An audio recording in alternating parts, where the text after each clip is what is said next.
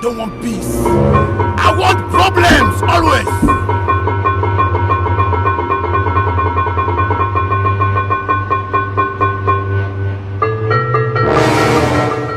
Who please? Happy New Year. Happy New Month. Let's leave Happy New Year alone. Sorry to disturb you. You didn't even say I should come inside because of the code. No problem. So we are here from Concerned Observers Television. We are here for a brief interview, if you don't mind.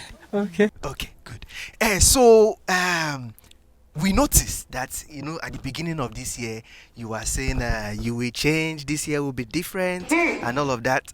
But I personally knew that you cannot change. That's why I waited till this time, because I know all you do is lie, lie, lie, and lie again. Come on now, dog. Can you explain to the viewers and the general public why in February you still have Feliz Navidad, Merry Christmas decorations?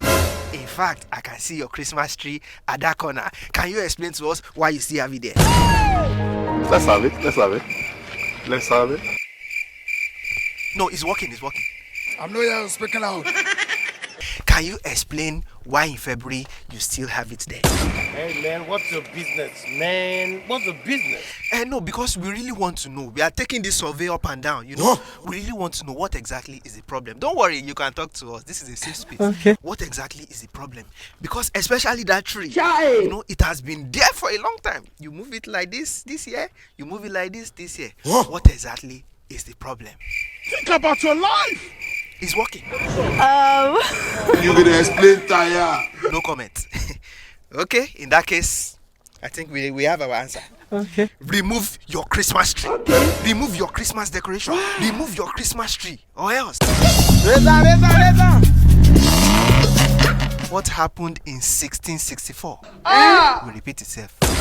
In fact, we are seizing this one so that you know we are serious. Remove your Christmas tree. Cameraman, let's go. Jesus,